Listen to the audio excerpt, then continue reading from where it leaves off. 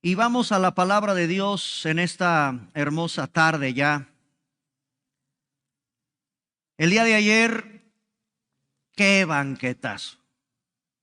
Les voy a pasar a los que no fueron el resumen de todas las conferencias de matrimonios que tuvimos ayer.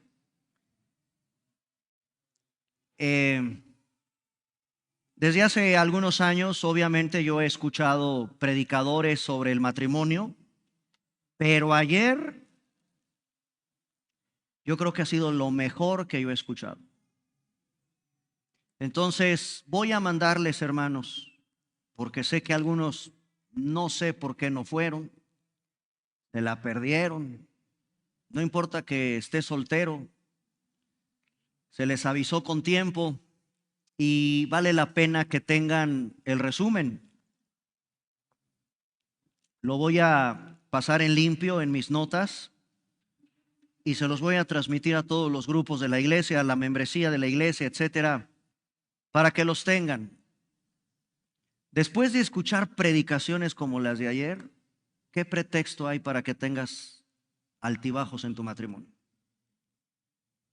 De veras, fue preciosa la manera en cómo abordó el pastor Miguel Linares todo el tema del matrimonio. Bueno, una parte, el propósito de Dios en el matrimonio. Entonces, agradezco a Dios también porque fuimos una iglesia que en realidad fuimos invitados a participar. No lo organizamos nosotros este seminario. Nos pidieron el apoyo de la alabanza y también, gracias a Dios, el pastor Linares se quedó contentísimo. Dijo, me hacen recordar que estoy en la iglesia bíblica del Señor Jesucristo. Así que gracias a Dios también por los chicos de la alabanza. En fin, vamos a Segunda de Tesalonicenses, capítulo 2. Segunda carta de Pablo a los Tesalonicenses, capítulo 2. Versículos del 1 al 5. Vamos a continuar revisando uno de los temas más apasionantes que hay en las Escrituras con respecto a uno de los acontecimientos, si no es que es el acontecimiento más impactante, más asombroso, el que nos tiene con esperanza y gozo. ¿Tú te imaginas que en esta tarde estamos conscientes de que Cristo regresa?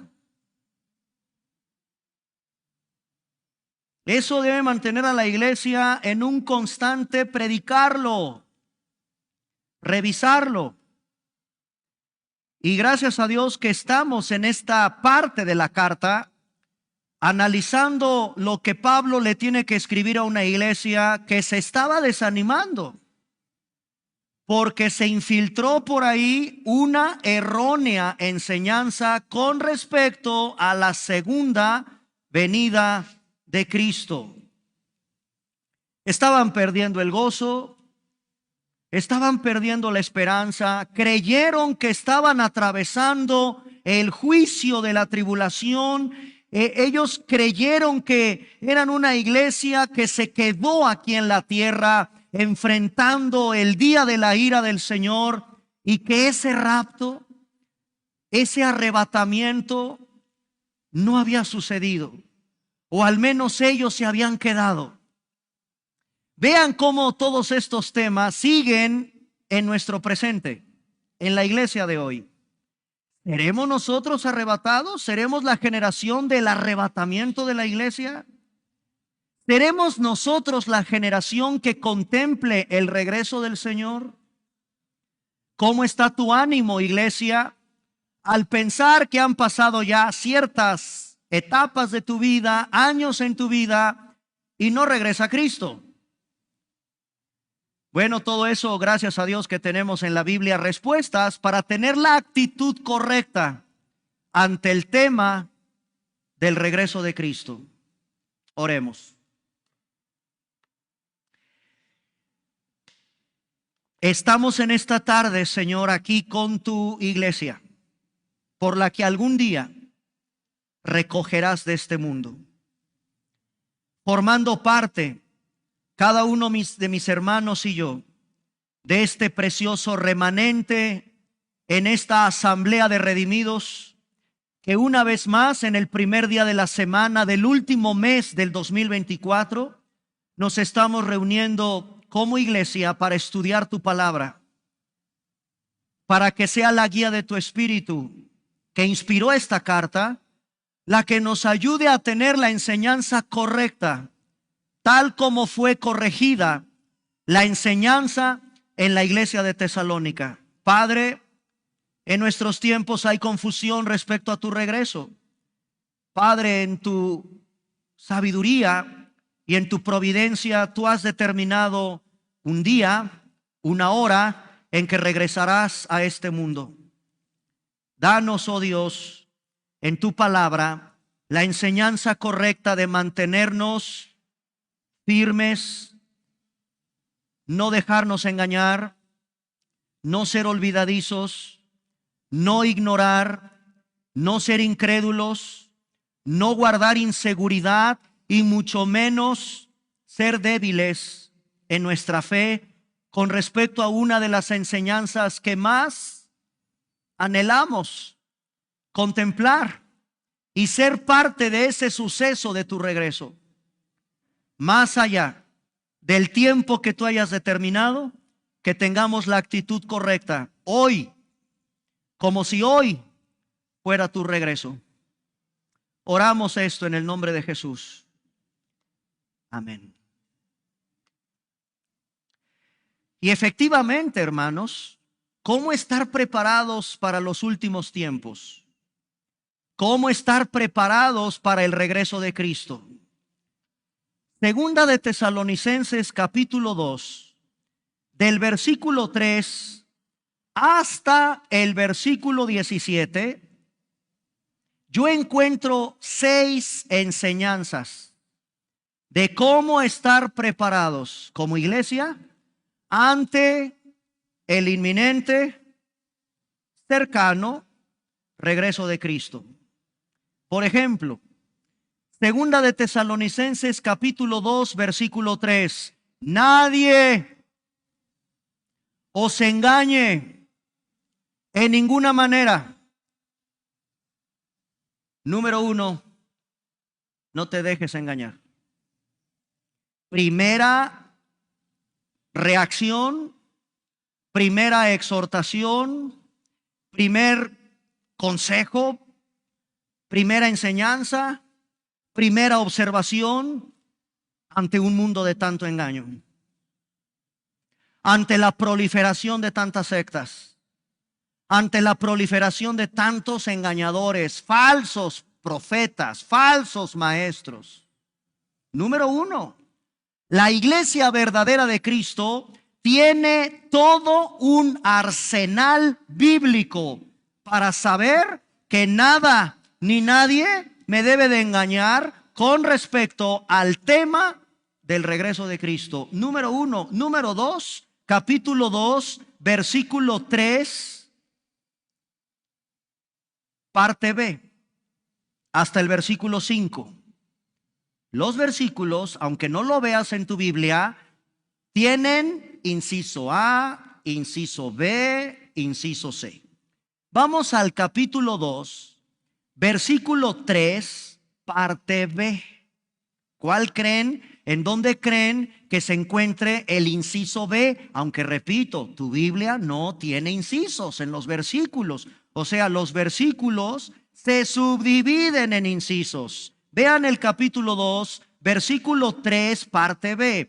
Porque no vendrá ¿quién? No vendrá Cristo sin que antes venga la apostasía, se manifieste el hombre de pecado, el hijo de perdición. Versículo 4, el cual se opone, se levanta contra todo lo que se llama Dios o es objeto de culto, tanto que este hijo de perdición se sienta en el templo de Dios como Dios, haciéndose pasar por Dios. Y miren el versículo 5, que es la segunda enseñanza: no ser olvidadizos. ¿Cuál es la reacción correcta de una verdadera iglesia? Dice Pablo, ¿que no se acuerdan que cuando yo estaba con ustedes, les decía esto.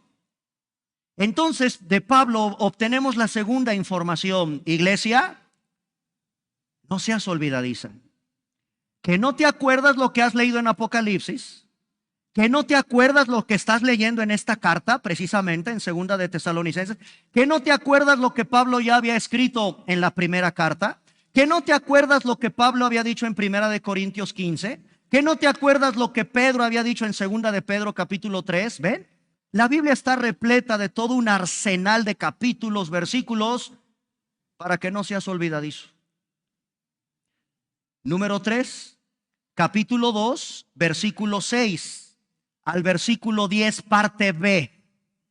Dice el capítulo 2, verso 6: y ahora vosotros sabéis lo que lo detiene, a fin de que a su debido tiempo se manifieste, porque ya está en acción el misterio de la iniquidad, solo que hay quien al presente lo detiene, hasta que él a su vez se ha quitado de en medio. Y entonces se manifestará aquel, y no solo Pablo le dice hombre de perdición, hombre de pecado, sino también aquí hay otro calificativo a esto que vamos a revisar en la Escritura. ¿Quién es este inicuo? Inicuo, a quien el Señor matará con el espíritu de su boca y destruirá con el resplandor de su venida. Inicuo, cuyo advenimiento es por obra de Satanás, con gran poder y señales y prodigios mentirosos, y con todo engaño de iniquidad para los que se pierden, por cuanto no recibieron el amor de la verdad para ser salvos. Del capítulo 2, verso 6 al capítulo 10, capítulo 2, verso 10, parte B: no ser ignorantes. No ser ignorantes. Versículo 6, ustedes ya saben qué es lo que lo detiene. Ya lo saben. No te comportes como un ignorante, como si no lo supieras. Tú ya sabes el tiempo. Tienes una idea, el que el Señor revela en su palabra de cuándo regresará Cristo. No seas ignorante. Capítulo 2, verso 6 hasta el versículo 10. Capítulo 2, versículo 10 al versículo 12. Voy a retomar el versículo 10. Con todo engaño de iniquidad, para los que ¿quién? Se pierden. ¿Y por qué se perdieron? Porque no recibieron el amor de la verdad para ser salvos. Se perdieron porque no recibieron el amor de la verdad para ser salvos. Vean el versículo 11, qué terrible juicio. Qué juicio tan espantoso. Dios les envía un poder engañoso para que crean la mentira. Aquí se encuentra en el versículo 10, 11 y vamos al 12, a fin de que sean condenados todos los que no creyeron a la verdad, sino que se complacieron en la injusticia. ¿Cuál es la siguiente característica que debe de tener una iglesia ante los últimos tiempos? No ser incrédulo. Capítulo 2, versículo del 10 al 12. No seamos incrédulos. Finalmente, el capítulo 2, versículos del 15 al 17. Así que, hermanos, estad firmes, retengan la doctrina que habéis aprendido, sea por palabra, sea por carta nuestra. Y el mismo Jesucristo, Señor nuestro y Dios nuestro Padre, el cual nos amó, nos dio consolación eterna y buena esperanza por gracia, conforte vuestros corazones, nos confirme en toda buena palabra y obra. La sexta característica, la sexta evidencia de una iglesia que se prepara para los últimos tiempos: no ser débiles. No ser débiles. Lo dice el versículo 15. Estad firmes. Entonces, Fíjense todo lo que vamos a revisar en los siguientes domingos. A lo mejor nos toca ya el 2025. Vamos a ver si en los 4 domingos, aunque voy a tener que dar un domingo especial por Navidad, pero vamos a revisar, no dejarnos engañar, no ser olvidadizos, no ser ignorantes, no ser unos incrédulos, no estar con inseguridad con el tema del regreso de Cristo y mucho menos ser débiles. Esto es lo que la Biblia en estos versículos de la carta nos permite tener como enseñanza que el Señor quiere para nosotros ante el regreso de Cristo. Aunque ya hace 15 días empecé con el engaño, no dejarnos engañar, regresamos a 2 de Tesalonicenses, capítulo 2, versículo 3. Hay que volver a tomar unos versículos que me interesan para todos ustedes. Dice Pablo, 2 de Tesalonicenses, capítulo 2, versículo 3. Nadie os engañe en ninguna manera. Iglesia de Tesalónica, no te me pongas agüitada, no te pongas triste, no pierdas tu esperanza. Te voy a decir por qué, iglesia.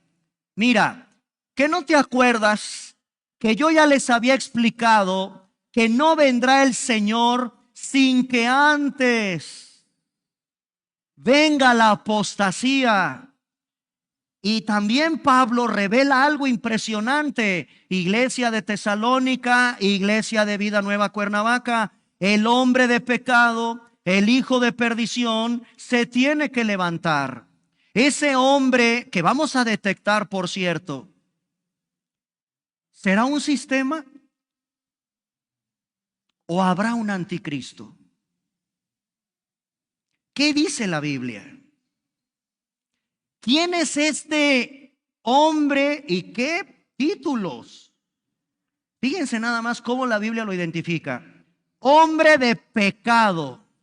2, hijo de perdición. 3, versículo 8, inicuo.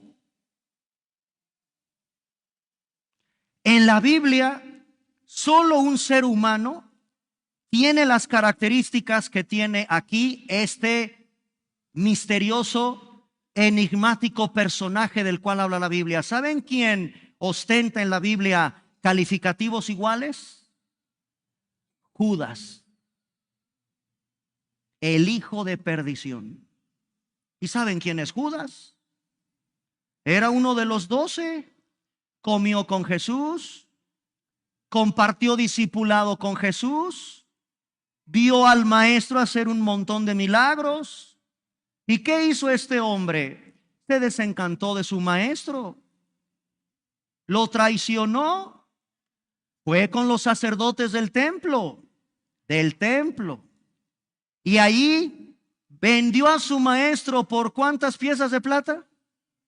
30 piezas de plata costó ir a decirles: yo sé dónde está, yo sé dónde lo pueden encontrar. Y así fue.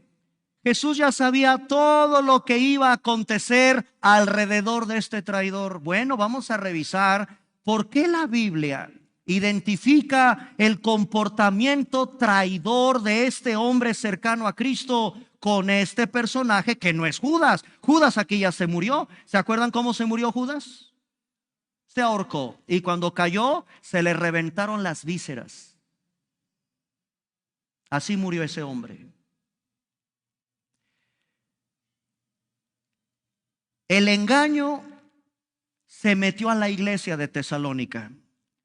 Dice Pablo que nadie los engañe. Lo repasamos, versículo 2, ni por espíritu, ni por palabra, ni por carta. Vean lo que hace Dios. Blindó por todos lados con su palabra, que nadie te venga con un supuesto espíritu de revelaciones. Espíritus, cosas que se muevan a través de algo espiritual. No, señores, lo deja descartado el Señor. Pero también el Espíritu Santo nos lleva a palabras. Cuidado con las palabras que oyes y cartas, mensajes por escrito, libros. Hoy hay un montón de libros que ponen en duda la historia de la Biblia.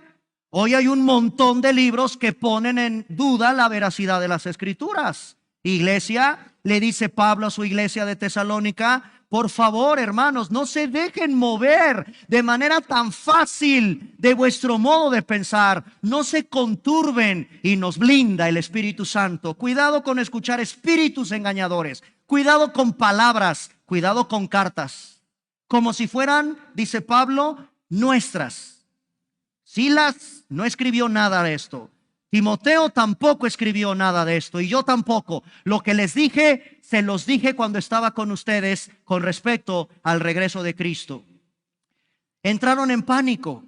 Pensaron que fueron una iglesia a las que les tocó contemplar el día del Señor y no se fueron en el arrebatamiento de la iglesia. Estaban experimentando el juicio del día del Señor por la persecución romana de su tiempo. Hay que recordar, hermanos, cómo la Biblia da mucho énfasis en contra de los engañadores. Y muchas veces en tu vida tienes el comportamiento que tienes por haberte dejado engañar. Vean Mateo capítulo 24, versículo 4. Dice Jesucristo en Mateo 24, 4, respondiendo Jesús, les dijo: mirad que nadie os engañe. Creo que eso nos debería de bastar a los que seguimos a Jesús, a los que amamos a Jesús, a los que nos decimos que estamos en Cristo, que es claro, ¿no? ¿Quién te está engañando con el tema de su regreso? ¿Quién? ¿Qué? ¿Qué estás leyendo? ¿A quién estás escuchando? Ya lo dijo el Señor, que nadie te engañe. Ya Él dijo, ya nos dio pauta, ya nos dio pistas, señales de su regreso. Marcos, capítulo 13, versículo 5. Marcos, capítulo 13, versículo 5. Jesús, respondiéndoles, comenzó a decir: mirad que nadie, y nadie es nadie, os engañe. Nuevamente, el evangelista Marcos recobra estas palabras del Señor. Y por si fuera poco, el médico Lucas, en el capítulo 21, versículo 8, de Lucas, capítulo 21, versículo 8, él entonces dijo: mirad que no seáis engañados. ¿No les llama la atención, hermanos, que en los 3 evangelios sinópticos Cristo hace énfasis en cuidado con los engañadores? Mirad que no os engañéis, porque vendrán muchos en mi nombre, diciendo: yo soy el ungido. Eso es la palabra Cristo. Yo soy el ungido y el tiempo está cerca. No vayan en pos de ellos. Pero yo reviso, y aquí, hermanos, en este púlpito, en este lugar, los días miércoles antes de la pandemia, cuando teníamos un servicio, les di toda una serie de una investigación periodística a través de la revista Proceso. La revista Proceso, escúchenme, que no es una revista cristiana, está formada por periodistas famosos. Hicieron una investigación acerca de las sectas en México. Aquí yo lo prediqué.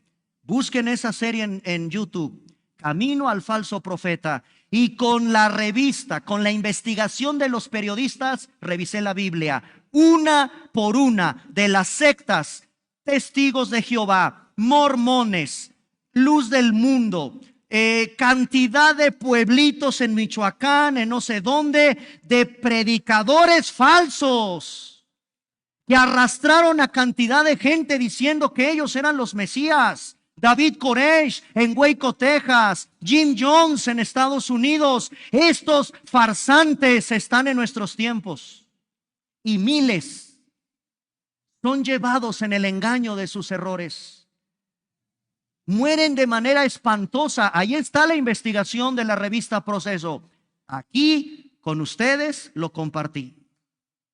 Y a mí me abrió tanto los ojos de cómo el Señor es increíble en su palabra para que la iglesia verdadera de Cristo no se deje engañar. Porque la iglesia constantemente está enfrentando el ataque de los engaños. Vean 2 Corintios 11. Constantemente.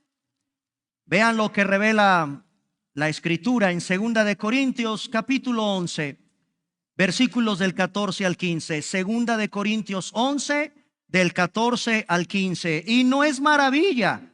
Ven que los que estamos en la luz, en la Biblia, no nos sorprende lo que va a revelar Pablo. No es maravilla que el mismo príncipe de la potestad del aire, el mismo, este ser que es real, al que le vende su alma de Lady Gaga, al que le ofreció sus conciertos Iron Maiden, esto es real. Hay un ser perverso, un querubín destructor. Ese era su rango en los cielos. Este perverso que por cierto te odia, te quiere destruir, te quiere matar, te quiere aniquilar, te quiere que te pierdas, quiere destruir tu matrimonio, quiere destruir tu vida, quiere destruir tu familia, quiere destruir tu futuro. ¿Cómo le llama la Biblia? Adversario en hebreo, opositor en el griego, Satanás o diablo. Tiene muchos títulos este personaje, porque es un ser con características propias, pero es espiritual desde luego, hermanos. Sabemos de quién estamos hablando. Dice la Biblia que Satanás se disfraza. Ahí está su engaño con las religiones. ¿Quién se iba a imaginar que detrás de una religión, pero si ahí cantan, pero si ahí leen la Biblia? Sí, David Koresh se sabía de memoria cantidad de versículos. David Koresh. Y David Koresh quemó vivos a una serie de sus seguidores en Waco, Texas. Hasta Nino Canún. Ustedes saben, los jóvenes no van a saber quién es Nino Canún, pero los que somos de la época de los 80s, 90s, nos acordamos del programa ¿Y usted qué opina?, de Nino Canún. Ahí fueron invitados sociólogos, periodistas, el pastor Armando Alducin y otros, a tratar el tema del fanatismo religioso. Y trataron este tema que fue un escándalo, una cosa espeluznante lo que pasó en Waco, Texas con David Koresh. Claro, este hombre se sabía la Biblia, mató, asesinó a miles de personas diciendo que él era el elegido, que Cristo iba a regresar. Y lo creyeron. Vean lo que la Biblia, alguien que conoce la Escritura, debe de entender que Satanás, hermanos, se sabe la Biblia. Se disfraza como ángel de luz. Y no es extraño, y ojo, no solo es un diablo Satanás, hay millones de millones de millones. La Biblia no revela la cantidad impresionante de demonios que hay. Ministros, le llama la Biblia, que se disfrazan como ministros, servidores de justicia, cuyo fin será conforme a sus obras. ¿A quién le escribe Pablo esto? A la iglesia. No se sorprendan. El diablo se disfraza. Vean la importancia de venir a la Biblia para no ser engañados y detectar: este es un farsante, esta enseñanza es antibíblica, esta enseñanza no es lo que Dios enseña en su palabra. Tengamos cuidado de esos charlatanes mentirosos que se disfrazan como ángeles de luz. En Efesios capítulo 4, versículo 14, la Biblia nos dice cómo evitar ser engañados. Efesios capítulo 4, versículo 14. Para que ya no seamos, ¿y qué comparación da la Biblia de un inmaduro? Niños fluctuantes. Así hay cantidad de cristianos. Niños fluctuantes, llevados, ¿ya lo vieron? Por doquiera de todo viento de doctrina. ¿Qué creen que escuché en el parque de Cuernavaca hace algún tiempo? ¿Que Dios es mujer? ¿Que es una mujer? Y ahí están repartiendo aquí en la plaza, en el kiosco de Cuernavaca, información de un grupo de personas que están reuniéndose y están diciéndote que Dios es mujer. ¿Se imaginan eso? Bueno, hermanos, aquí estoy viendo en la Biblia, cuidado que yo sea como un niño fluctuante y ahora ya me movieron el tapete. ¿Cómo que una mujer, Dios? A ver, llevados por doquiera de todo viento de doctrina, estratagema de hombres que para engañar emplean con astucia. Qué barbaridad, cómo es el diablo. Emplean con astucia las artimañas del error. Cuidado con ser engañados, dice Pablo. Alerta contra los que adulteran. Claro, hay personas que adulteran la palabra de Dios. Segunda de Corintios 4:2. ¿Cómo es eso de adulterar la palabra de Dios? ¿Imaginan qué juicio para aquellos que lo hacen? Segunda carta de Pablo a Corinto. Segunda de Corintios, capítulo 4, versículo 2. Fíjense lo que dice ahí. Antes bien, renunciamos a lo oculto y vergonzoso, no andando con astucia. Y les dice Pablo, no adulteramos la palabra de Dios. ¡Qué barbaridad! Eso significa que hay personajes que son capaces de adulterar la palabra de Dios. Adulteran la palabra de Dios, sino por la manifestación de la verdad, recomendándonos a toda conciencia humana delante de Dios. Pablo tiene que defender su ministerio. No adultero. Dios nos libre, iglesia, de esas cosas. ¿A quiénes engañan? Romanos 16:18. Espero que ninguno de los que están aquí sentaditos caigan en el supuesto de Romanos capítulo 16, versículo 18. Lo dijo la Biblia, lo dice el Señor en su palabra a través de la carta de Pablo a Romanos, capítulo 16, versículo 18. Porque tales personas, y miren el tono tan despectivo, tales personas no sirven a nuestro Señor Jesucristo, sino a sus propios vientres, y con suaves palabras y lisonjas, ¿a quiénes engañan? Ingenuos. Engañan los corazones de los ingenuos. Hermanos, les aviso algo, y eso es bíblico. A medida que ya se va el 2024, ¿verdad? Hoy fue nuestra última cena del 2024. La siguiente que vamos a celebrar, si el Señor lo permite, es el primer domingo ¿de qué año? Así se nos va la vida. Conforme estemos al 2025, y si el Señor quiere que lleguemos al 2026, y si Dios quiere que lleguemos al 2027, y así síguele, no lo sé, el engaño y la maldad van a ir en aumento.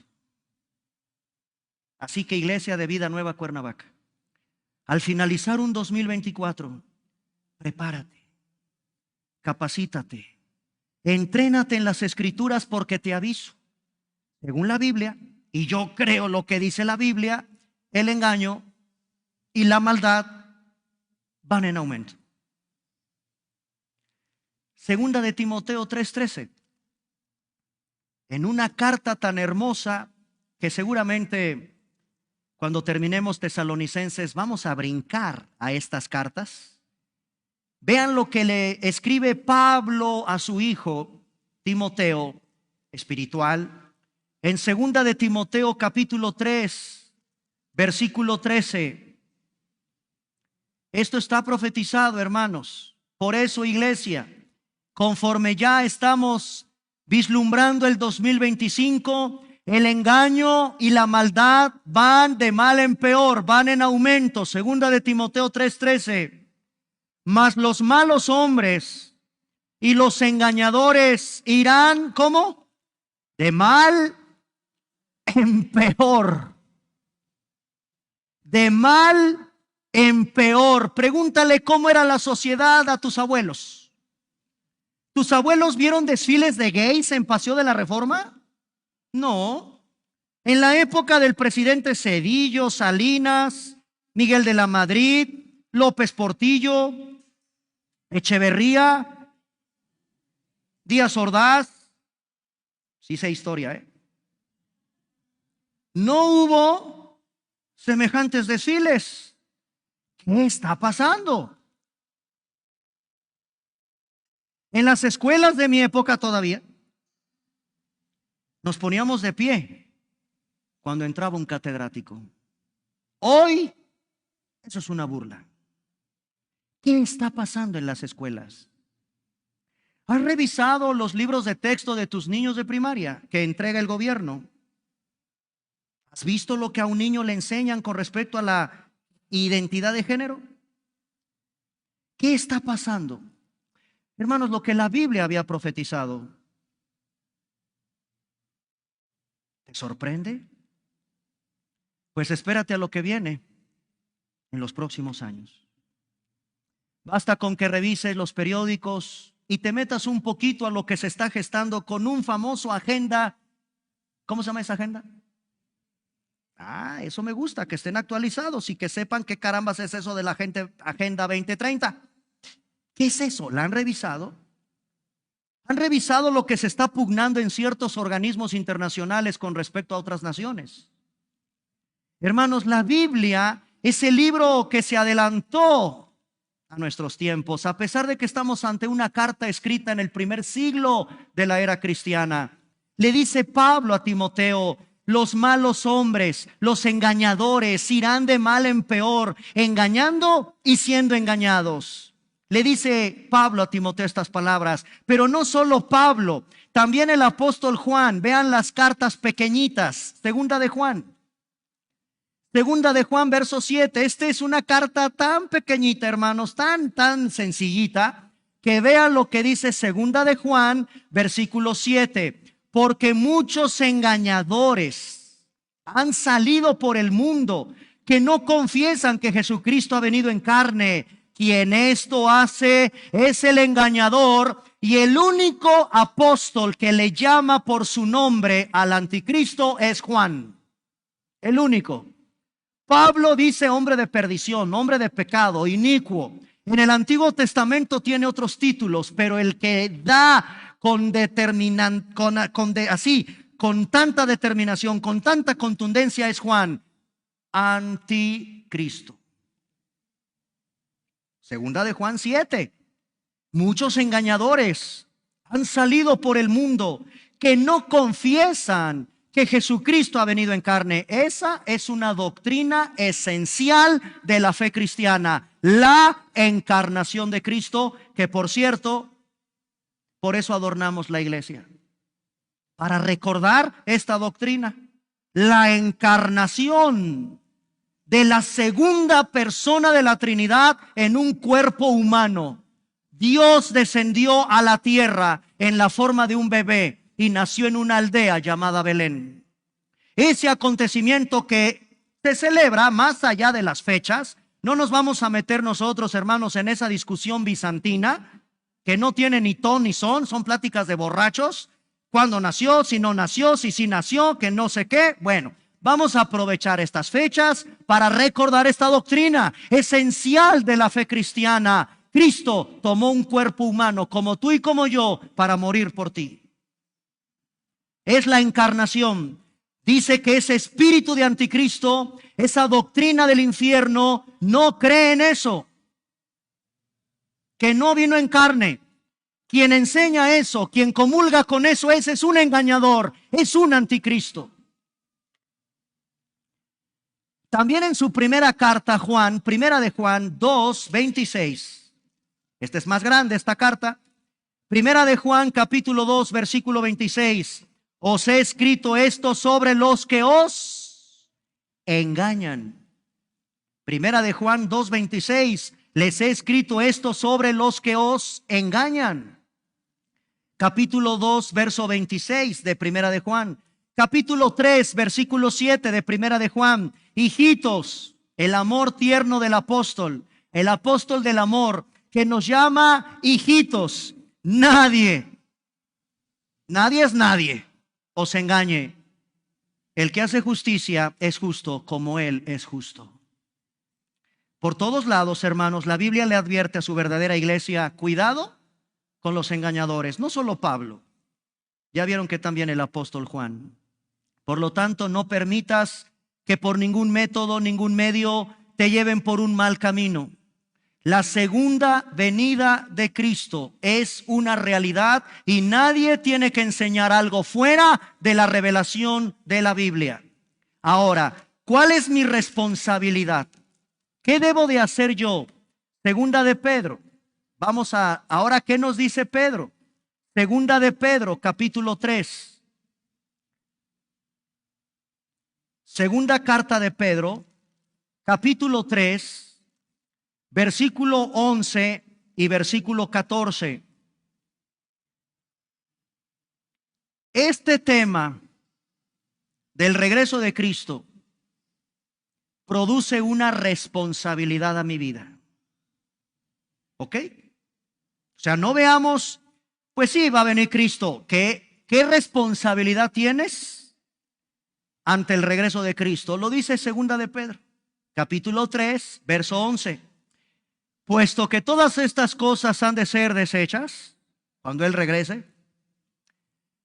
¿cómo no debéis vosotros andar? Y da dos características: de manera santa y de manera piadosa en nuestro vivir. Versículo 14. Por lo cual, oh amados, estando en espera, y ahí estamos quietecitos todos, ahí, estando en espera de que sucedan estas cosas, procuren con diligencia ser hallados por el Señor sin mancha, irreprensibles y en paz. Hermanos, esto es lo que genera el saber que Cristo regresa. Produce la responsabilidad de vivir de una manera santa y piadosa, pero también procurando, dice, con diligencia. Te tienes que esforzar tú con diligencia para que seas hallado por el Señor sin mancha. Y tiene su sangre, tiene su palabra para que esto se cumpla de manera irreprensible y en paz. En paz. Pero además, Primera de Juan, otra vez regresamos a Primera de Juan. Vean la perspectiva apropiada también, podríamos llamarle, la perspectiva apropiada ante el regreso de Cristo. Primera de Juan, capítulo 3, versículo 2 y versículo 3.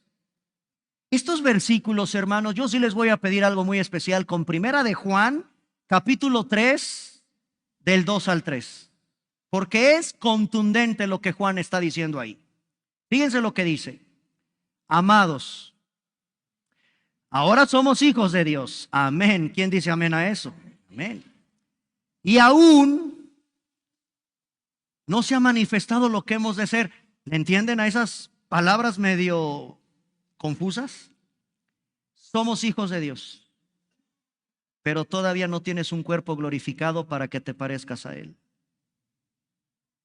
Somos hijos de Dios, pero aún no se ha manifestado lo que hemos de ser. O sea, en el estado en que estamos ya somos hijos de Dios, pero el Señor no te va a dejar así. No te va a dejar con este cuerpo de achaques, con este cuerpo que se enferma, con esta mentalidad de tus preocupaciones y afanes de la vida. Todavía no se manifiesta lo que hemos de ser, pero ahí viene lo que enseña la Biblia. Sabemos que cuando Él se manifieste, ¿a quién te vas a parecer? A Él. ¡Qué barbaridad, hermanos! ¿Se dan cuenta lo que el Señor va a transformar? Seremos semejantes a Él porque le veremos tal y como Él es. Ahora vean el versículo 3. Y todo aquel que tiene esta esperanza, ¿qué debe de hacer? como Cristo es puro. Esta es la perspectiva bíblica, correcta, apropiada de toda la iglesia que espera el regreso de su Señor. Seré como Él, lo veré tal como Él es, y si yo tengo esa esperanza, me purifico a mí mismo. ¿Y cómo me purifico? Lámpara es a mis pies tu palabra. Salmo 119:9. ¿Con qué limpiará el joven su camino? Respuesta: con guardar tu palabra. Y la sangre de Cristo nos limpia de todo pecado. Esa es la actitud correcta de una verdadera iglesia ante el regreso de su Señor. La esperanza correcta en el regreso de Cristo no solo produce responsabilidad, produce pureza, produce gozo. Eso es lo que debemos de buscar. Ahora, no ser olvidadizos. Vamos al segundo punto. No ser olvidadizos. Regresamos a 2 de Tesalonicenses, capítulo 2, versículo 5. No sean olvidadizos. Vean lo que Pablo le dice a la iglesia. 2 de Tesalonicenses 2:5. ¿No se acuerdan? ¿Por qué perdiste el gozo? ¿Por qué perdiste la esperanza? ¿No te acuerdas? ¿De qué nos estaban acordando? Dice Pablo. Cuando yo estaba con ustedes, ya lo había dicho. Ya les había explicado todo esto. ¿Qué no se acuerdan? Pareciera que se les olvidó. Entonces, hermanos, enseñanza para nosotros: no seas olvidadizo. Pablo ya había tenido oportunidad de enseñarles acerca de la venida del Señor. Y este tema es importante. Claro que es de suma importancia el regreso de Cristo. Otra vez, 2 de Pedro. Así los voy a traer, hermanos, como esgrima bíblico. De Pedro a Juan, de Juan a Tesalonicenses, de Tesalonicenses a Romanos. Así es la Biblia. 2 de Pedro 1:12. 2 de Pedro. Vean la importancia que le da el apóstol Pedro al regreso del Señor. 2 de Pedro 1:12. Por esto, yo no dejaré, ni yo tampoco como pastor. Pedro, yo tampoco como pastor, no dejaré de recordarle a la iglesia de Vida Nueva. Dice Pedro, no dejaré de recordarles siempre estas cosas, aunque ustedes ya las sepan y esté confirmado en la verdad presente. Dice Pedro, 2 de Pedro 1:13, tengo por justo, en tanto que estoy en este cuerpo, el despertarlos con amonestación. Mientras yo esté también como pastor en este cuerpo, mi deber es amonestarte, alentarte, despertar en ti el gozo y la pasión porque esperes a Cristo. Versículo 14. A lo mejor aquí no me identifico con Pedro, porque digo, está bien que todos vamos para allá, pero no empujen. ¿Ya vieron por qué? Versículo 14. En breve debo abandonar el cuerpo. No, yo digo, Señor, no, aquí no. Aquí dame chance todavía, ¿no? En breve, dice Pedro. ¿Ya vieron cómo habla de la muerte? ¿Hay miedo en este hombre? ¿Saben cómo murió? ¿Cómo muere? Crucificado. Pero es el único en la historia cuya cruz la ponen de cabeza. ¿Saben por qué? Porque Pedro le dijo a los romanos, no soy digno de morir como mi maestro. Y la única manera de morir de una forma más horrorosa, más humillante, yo no soy digno de morir como él, no de la misma manera que él, volteen la cruz. Curioso, ese es un símbolo satánico. Una cruz de cabeza.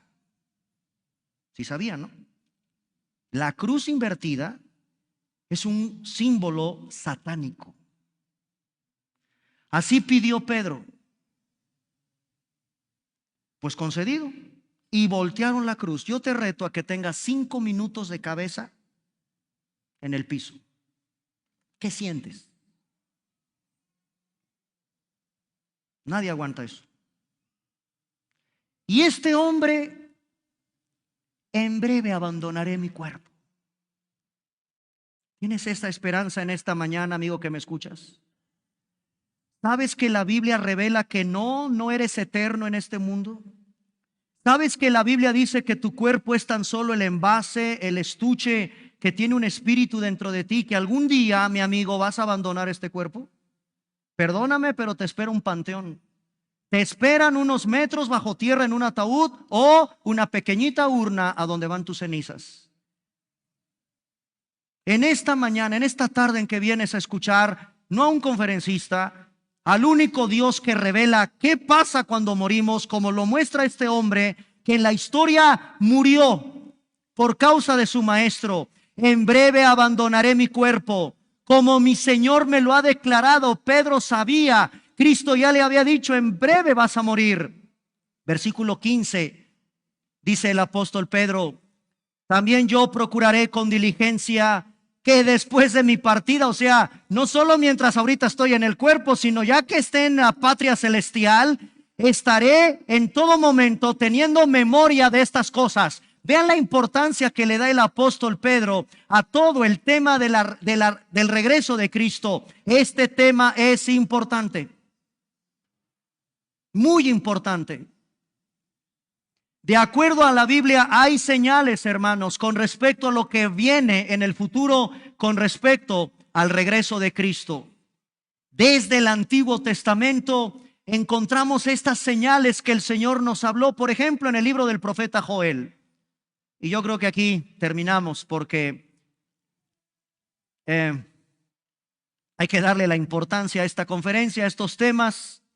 Y aunque ya prediqué en el primer servicio con la serie de la Biblia libro por libro, y ya expliqué el libro del profeta Joel, pues con ustedes hay que retomarlo, porque Joel capítulo 2, vean el versículo 31, hay señales que el Señor nos dejó desde el Antiguo Testamento para su regreso.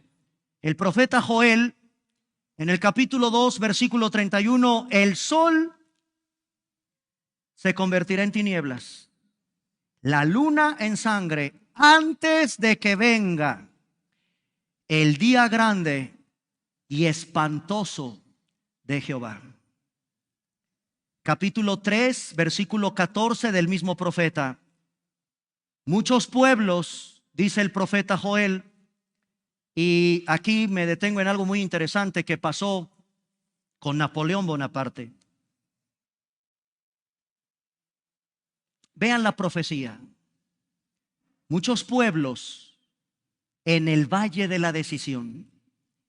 Cercano está el día de Jehová, y otra vez el Espíritu Santo nos lleva a un valle, el valle de la decisión. Retoma las señales en el versículo 15. El sol y la luna se oscurecerán y las estrellas retraerán su esplendor. Regreso con la profecía del versículo 14 de ese valle. Se trata del valle del Megido en Israel. Napoleón Bonaparte dijo: en este lugar bien se pueden reunir todas las naciones, los ejércitos de las naciones del mundo. Lo que dijo Napoleón lo había dicho cientos de años antes el profeta.